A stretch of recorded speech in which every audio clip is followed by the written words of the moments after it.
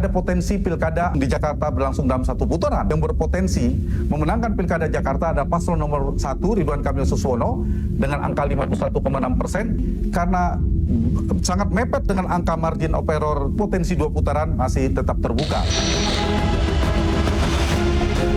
Yang memilih Ridwan Kamil dan Suswono pada saat ini atau Ridho itu 37,4%. Sedangkan yang memilih Pramono Anung dan Rano Karno atau Sidul itu di angka 41,6%. Untuk sementara Pram Rano sudah unggul. Jokowi kan dulu Gubernur Jakarta juga untuk membekali saya dengan hal-hal terkait Jakarta masa depannya seperti apa. Teman siapa? Pertemuan Pak RK dengan Pak Jokowi dan juga Pak Prabowo. Pak Mas Hasto bilang itu adalah mental. Kalau saya ya, alhamdulillah kita doakan semuanya sehat. Dulu pada tahun 2018, Kang Emil pernah menyampaikan akan membangun Disneyland di Cikarang. Sekarang Kang Emil ketika menjadi calon gubernur di Jakarta menyampaikan akan membangun Disneyland di Pulau Seribu. Sebetulnya akan dibangun di Cikarang atau di Pulau Seribu. Kalau urusan Disneyland itu kadang-kadang iya dalam political will-nya, tapi bisnis deal-nya mungkin tidak masuk dan lain sebagainya. Tapi yang penting itu berusaha. Karena seburuk-buruknya pemimpin adalah yang tidak mau berimajinasi, tidak mau berusaha, setelah terpilih hanya duduk diam untuk aman cari pemilihan di 5 tahun selanjutnya.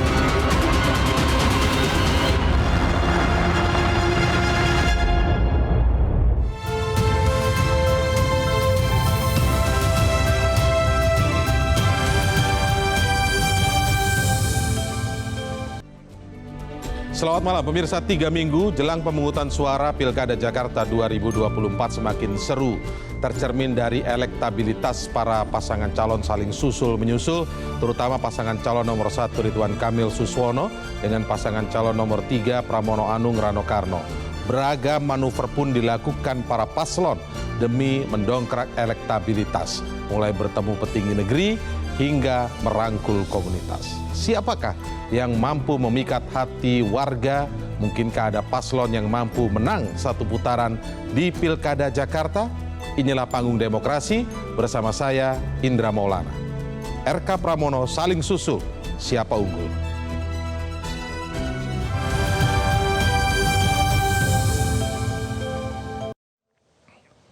Malam hari ini saya sudah bersama sejumlah narasumber. Di sebelah kiri saya ada juru bicara pasangan calon nomor urut 1 Ridwan Kamil Suswono, Mulya Amri. Selamat malam Bang Mulya, terima kasih sudah hadir.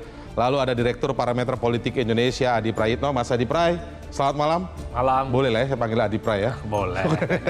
Lalu di sebelah kanan saya ada juru bicara dari pasangan calon nomor urut 3 Pramono Anung Rano Karno, Aris Setiawan. Mas Aris, selamat malam. Salam Jakarta menyala. Terima kasih sudah hadir ya. Dan kemudian ada pengamat komunikasi politik Bung Emrus Siombing. Sudah lama saya nggak ketemu. Bung Emrus sehat? Sehat, alhamdulillah. Baik. Sebelumnya jadi apa? Oke. Saya ingin memulai diskusi kita pada malam hari ini. Waktu kita memang tidak terlalu banyak, tapi saya ingin mulai dengan memperlihatkan dulu cuplikan pernyataan-pernyataan baik dari pihak Ridwan Kamil maupun dari pihak Pramono Anung. Berikut ini. Menemui Presiden ke-7 Republik Indonesia, Joko Widodo di kediamannya di Surakarta. Pertemuan Bapak makan malam dengan Pak Prabowo dan kemarin juga dengan Pak Jokowi di Solo. Dalam rangka apa dan ada pesan-pesan dalam pilgub ini Kak? Ya sebenarnya intinya membahas hal-hal yang sifatnya umum, tapi kan karena ada perhelatan pilkada ya tentunya itu juga simbol ya bahwa ada dukungan. Memang kita kan, saya wakil dari koalisinya Pak Prabowo. Pak Prabowo kan pimpinan koalisi. Dengan ajak makan malam yang memberi pesan, memang Pak Prabowo sangat-sangat mendukung kita. Pak Jokowi juga sama, kita diberi kesempatan dan diberi nasihat. Kebetulan beliau kan mantan gubernur Jakarta ya, sehingga nasihat-nasihatnya nanti memperkuat bagaimana membangun Jakarta ke depan. Terima kasih. Di tengah-tengah hasil survei yang menunjukkan pasangan Ridwan Kamil itu mengalami penurunan secara drastis, menunjukkan ketidakpercayaan publik yang makin besar. Kemudian Pak RK datang ke Pak Jokowi, itu menunjukkan mentalitas kalah. Karena budaya restu-restuan itu adalah budaya lama, budaya Orde Baru, budaya anak muda, generasi milenial, Gen Z yang mengedepankan prestasi, itu budaya turun ke bawah dengan menampilkan gagasan yang terbaik. Sehingga ketika RK datang ke Pak Jokowi itu menunjukkan sekali lagi mentalitas kalah, mentalitas bukan pejuang. Kita bicara fakta ya, kalau dibilang elektabilitas kalah, data dari mana? Mayoritas survei kan kita menang, berarti argumen pertama sudah patah. Yang kedua, saya itu kan diundang, kehormatan kalau mendatangi undangan dari Pak Prabowo, dari Pak Jokowi. Ya. Yang paling buruk itu justru adalah yang mengklaim seolah-olah didukung, menyebarluaskan isu bahwa didukung padahal tidak. Menurut saya itu yang mental kalah itu yang itu. Kalau saya datang itu bukan mental kalah, itu mental patriot, mental berbasis adab, menghadiri undangan orang tua, apalagi 2 presiden. Termasuk Pak Jokowi dan Pak Anies, gimana update-nya Mas Pram? Ya, sekarang ini saya akan menyelesaikan terlebih dahulu untuk keliling ke masyarakat yang ada. Dan kami sudah berkomunikasi, waktunya tinggal tunggu ya. Terima kasih. Rencana pertemuan dengan Pak Jokowi gimana? Ini kan RK juga sudah bertemu dengan Pak Jokowi ya? Ya kalau ketemunya habis Pak RK kan nanti dikira saya buntutin. Kan dalam politik nggak boleh buntutin begini ya. Pokoknya ada waktunya lah ya. Ya, makasih. Saya minta tanggapan Bang Mulya dulu soal mentalitas kalah ini. Melihat survei, bahkan ada yang bedanya 0,03% saja ya dari salah satu survei ya. Iya. Memang di rata-rata sebagian sih memang masih unggul ya, tapi trennya kan sudah mulai ngejarnya kenceng banget nih. Kalau kita lihat dari beberapa survei ya, dari pihak Pramononya. Iya. Ini ketemu Pak Prabowo, kemudian sehari kemudian ketemu Pak Jokowi. Mentalitas kalah udah nggak zaman ini Bang Mulya, katanya begitu. Menurut Mas Hasto.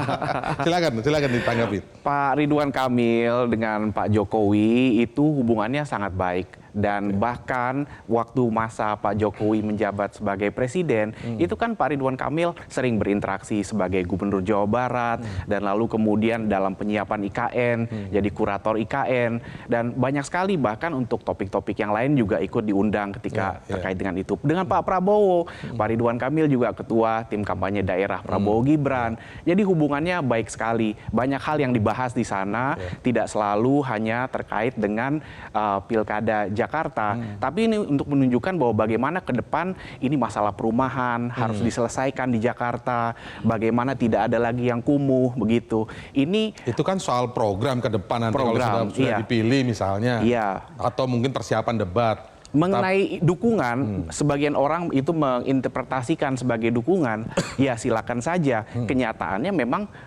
sangat dekat hubungan kerja. Tapi bukan dalam posisi sedang kurang pede nih Bang Ridwan, Pak Ridwan Kamil ini ya? Enggak ada, kita tetap selalu menjalankan kampanye ini dengan sepenuh hati dari awal, dan kita sudah bahkan dari sejak awal sudah tahu akan ada tantangan-tantangan, dan bahkan Pak Ridwan Kamil itu mempersiapkan diri untuk menghadapi tantangan yang lebih besar lagi, Pak Anies Baswedan, dan bahkan waktu itu sudah mempersiapkan diri kalau Pak Ahok juga ada di dalam kontestasi. Jadi sebetulnya udah siap, dan tentunya di sini dengan Pramono Anung dan Rano Karno yang dua-duanya adalah PDIP dengan dukungan sepenuhnya dari PDIP. Nah tentunya juga pasti kita juga paham ada mental pertarungan. Tapi menyangka nggak tren juga dari Pramono Anung Rano Karno ini pasti akan naik karena Pramono Anung dimulai dari base yang sangat rendah awalnya, belum banyak yang kenal. Jadi pasti naik itu wajar gitu ya? Saya juniornya beliau, kami di ITB, saya juniornya Mas Pramono Anung, saya juniornya Ridwan Kamil. Saya kenal kualitas beliau, memang orang hebat. Dua-duanya ini orang-orang hebat. Nah, ketika memang belum banyak yang kenal, lalu kemudian memperkenalkan diri, wajar itu naik. Saya mau klarifikasi atau konfirmasi lagi. Benar itu diundang oleh Pak Prabowo dan Pak Jokowi atau Pak Ridwan Kamil yang minta waktu? Karena ada informasi lain menyebutkan ini minta waktu khusus melihat, ini informasinya ya bisa diklarifikasi. Melihat ada stagnasi dari elektabilitas itu undangan, dan tentunya kembali lagi interpretasi bisa aja dilemparkan oleh orang-orang tertentu untuk memberikan narasi-narasi tertentu, diberikan seakan-akan A, B, C, tapi kenyataannya itu adalah undangan dan tentunya harus dipenuhi. Saya ke Mas Haris ya, kalau gitu yang disebut Pak Ridwan Kamil yang mentalitas kalah itu justru yang suka klaim-klaim dukungan, Mas Haris. Maksudnya mungkin di sini adalah Pramono Anung dan pihak Rano Karno begitu. Gimana Mas Haris? Ya, terima kasih. Yang pertama memang untuk mengawali ya, hari ini malam ini saya akan sampaikan bahwa kami ya tim pemenangan Mas Pram dan Bang Dul dan seluruh jajaran pengurusnya, tim pemenangan juga pendukungnya mengimbau untuk semua pihak untuk melakukan pendidikan politik yang baik di Jakarta kepada masyarakat umum. Salah satunya dengan memberikan data-data yang clear dan valid ya. Ini juga yang berkaitan data clear dan valid siapa ini? Terkait dengan hasil ya, hasil keputusan Persatuan atau Perkumpulan Survei Opini Publik Indonesia malam ini yang menyatakan bahwa kan sebelumnya ada nih LSI menyatakan bahwa LSI di mana 41% dukungannya itu masyarakat ke Mas Pram dan Bang Dul, sementara Kang Emil itu di 37%, itu sudah diinvestigasi dan hasilnya sudah memenuhi kaidah-kaidah survei dan itu valid, datanya benar. Sementara poltreking yang memenangkan Kang Emil dan Suswono tidak bisa dipertanggungjawabkan datanya dan terbukti ya mungkin salah. Ini hasil Persepi ya? Hasil Persepi malam ini. Investigasi Persepi. Investigasi Persepi malam dikeluarkan malam ini ya? Dikeluarkan resmi ya, di malam ini dijelaskan bahwa LSI sudah melalui investigasi yang memenangkan Mas Pram dan Bang Dul per Oktober itu valid datanya. LSI ini adalah lembaga survei ya, lembaga survei Indonesia ya, yang menyatakan Bang Dul Mas Pram itu 41%, Kang Emil 37%, itu valid datanya sudah diinvestigasi baik. Sementara poltreking dengan 2000 responden yang memenangkan Kang Emil 51% dan Mas Pram itu hanya 36%, itu datanya tidak bisa dipertanggungjawabkan dan disanksi. Tidak boleh publikasi lagi ke depannya poltreking sebelum diinvestigasi dahulu oleh Persepi. Ini menunjukkan bahwa memang mungkin dari data-data ini menunjukkan ada pihak-pihak yang mungkin deg-degan atau gelisah. Karena memang secara tren elektabilitas, secara kuantitatif ya, kalau tren elektabilitas itu berkaca dari Pilpres, berkaca dari pilkada-pilkada sebelumnya, kalau sudah naik itu susah turun, Pak. Kalau sudah turun terus susah reboundnya. Ini kan memang kalau dari LSI sebelumnya, di bulan sebelumnya itu elektabilitas Kang Emil itu 58%. Tetapi di bulan selanjutnya itu tuh anjlok jadi 37%. Ini kayaknya sudah lebih dari 20% ya hitungan saya ya. Nah, kemudian ini soal data. Sekarang kembali ke soal data. Kemudian mentalitas skala tadi. Terkait dengan data ada hubungan dengan mental mungkin. Mungkin apa? Karena misalnya di debat kedua Kang Emil juga melakukan kesalahan dalam penyampaian data lagi yang tidak benar. Menyampaikan ke Bang Rano, Bang Dul bahwa indeks pembangunan manusia selama Bang Dul menjabat di Banten itu turun. Padahal naik dari 2012 sampai 2017 itu naik. Jadi memang kayaknya melihat survei-survei di mana Mas Pram dan Bang Dul tinggi elektabilitasnya, ini ada pihak-pihak yang gelisah dan melakukan berbagai macam akrobat. Salah satunya akrobat-akrobat misalnya melakukan penyebaran data-data yang tidak benar, yang itu saya rasa itu akan tidak memberikan pendidikan politik yang baik. Itu baik melalui survei, kemudian melalui apa misalnya tadi serangan-serangan saat debat. Kalau mentalitas, Pak, mentalitas pemenang itu jelas saya rasa saya memiliki berpikir bahwa Mas Pram dan Bang Dul itu ada di sana. Karena apa? Majunya Mas Pram dan Bang Dul hanya didukung satu partai di parlemen, PDI Perjuangan, kemudian ada Partai Hanura dan Partai Umat di luar parlemen. Sementara melawan 14 partai politik. Harusnya 14 partai politik ini kan kalau dijumlah suara elektoral ini 80% elektabilitasnya, tapi ternyata hanya 37%. Nah, ini yang rasanya kalau dikatakan mental pemenang atau mental kalah ya sudah kita berani kok gitu loh. Karena masyarakat, karena prinsip. Tapi kalau tadi mendengar pernyataan Mas Pram juga mau ketemu Pak Prabowo dan juga ketemu dengan Pak Jokowi, berarti sama dong niru-niru. Enggak, justru kalau misalnya ngomong niru, mohon maaf Mas. Faktanya adalah Mas Pram itu terlebih dahulu bertemu dengan Pak Prabowo di rumahnya. Yang saat pemanggilan calon menteri. Nah itu kan sudah pertemuan. Apapun judulnya itu pertemuan. Bahkan kalau misalnya mungkin Mas Pram dan konteksnya soal Jakarta atau soal apa ini? Ya kan juga disampaikan di dalam pertemuan itu, baik Mas Pram mendoakan juga Pak Prabowo untuk menjadi presiden ya kan. Kemudian Pak Prabowo juga mendoakan Mas Pram di Jakarta. Iya, disampaikan oleh Mas Pram seperti itu. Dan kalau kita mendoakan Mas Pram jadi gubernur? Iya, saya nggak tahu doanya seperti apa kan. Tetapi kan budayanya, budaya itu. Kalau kita lihat ya, biasanya kalau orang Jawa, Pak Prabowo dan Mas Pram sama-sama orang Jawa. Kalau hubungan itu kalau diterimanya di rumah itu biasanya lebih dekat hubungannya. Kalau yang kurang kenal biasanya bertemunya di tempat umum atau di restoran. Seperti itu, Pak. Saya mau di restoran. Biasanya kan seperti itu. Kalau kurang kenal. Sebentar, ini ada pernyataan dari Kang Emil juga ya, harus saya lengkapi juga. Tapi Kang Emil bilang yang diterima secara eksklusif dan kemudian diposting di akun sosial media masing-masing baik Pak Prabowo maupun Pak Jokowi adalah pertemuan dengan Kang Emil. Jadi itu jauh lebih mendapat dukungan menurut Kang Emil. Bagaimana Mas Haris? Itu kan kalau menurut Kang Emil sah-sah aja seperti itu. Tetapi kalau makan malam ya, baik itu bersama Pak Jokowi, bersama juga Pak Prabowo ya, Mas Pram ini sudah lebih dulu jauh ya, lebih sering bahkan frekuensinya makan bareng Pak Jokowi dan makan bareng Pak Prabowo gitu kan. Jadi kalau misalnya ya maklum mungkin kalau baru-baru itu kan masih baru-baru masih senang-senangnya diposting. Tapi Mas Haris pernyataan gitu seperti ini tadi itu agak framing seperti terkesan Pak Prabowo itu mendukung Mas Pramono, padahal Prabowo itu selain presiden dia adalah ketua umum Partai Gerindra, partainya adalah yang mengusung Ridwan Kamil. Kami percaya dan kami paham betul Pak Prabowo sebagai kepala negara juga sudah menyampaikan di berbagai forum dia tidak akan cawe-cawe terhadap pilkada. Pak Prabowo itu kami percaya akan melakukan sikapnya sebagai seorang negarawan dan netral. Nah kalau kemarin tidak bertemu Kang Emil, justru itu kami yang deg-degan. Nanti disangkanya Pak Prabowo hanya dukung Mas Pram aja karena baru ketemu Mas Pram aja selama pilkada ini. Sekarang lebih lega ya justru. Sekarang lega karena ternyata Pak Prabowo netral. Tapi pernyataan Pak Hasto justru menunjukkan sebaliknya, menyampaikan dengan mentalitas kalah tadi itu? Ya saya pikir kalau masalah mental sekali lagi ya, kalau mental Mas Pram dan Bang Dul terbukti walaupun hanya didukung satu partai di parlemen berani melawan. Saya sebenarnya mau ke Mas Hadi dan Pak Emrus, tapi saya kasih kesempatan untuk menjawab dulu nih. Gimana? Iya. Respon dulu. Sayang sekali ya sebuah pemaparan yang dimulai dengan data, tapi kemudian belakangannya banyak spekulasi. Gitu tapi kan, yang data disebutkan di awal dari soal lembaga survei. Soal lembaga survei, ya tentunya survei juga banyak. Sekarang kalau mau kita lihat satu-satu, yang pada saat periode yang bersamaan menunjukkan bahwa Ridwan Kamil Suswono atas paslon yang lain, itu kan ada banyak, ada beberapa, nggak cuma poll tracking aja. Apa mau dipermasalahkan semua kalau merasa itu nggak tepat. Jadi saya pikir ini kita marilah menyikapi hasil survei dengan arif ya, dalam artian ini adalah untuk meng-capture sentimen masyarakat pada sebuah periode tertentu dan kita sama-sama paham bahwa dalam sebuah pilkada itu akan naik-naik. Tapi bukan panik karena lembaga survei Indonesia yang merilis kemenangan atau hasil surveinya memotret kemenangan Pramono itu ternyata datanya bisa dipertanggungjawabkan, sementara poll tracking tadi disebutkan tidak bisa dipertanggungjawabkan, terus kemudian panik tidak ya? Kalau kami melihatnya bukan hanya angka elektabilitas itu saja, tetapi kita lihat data-data lain.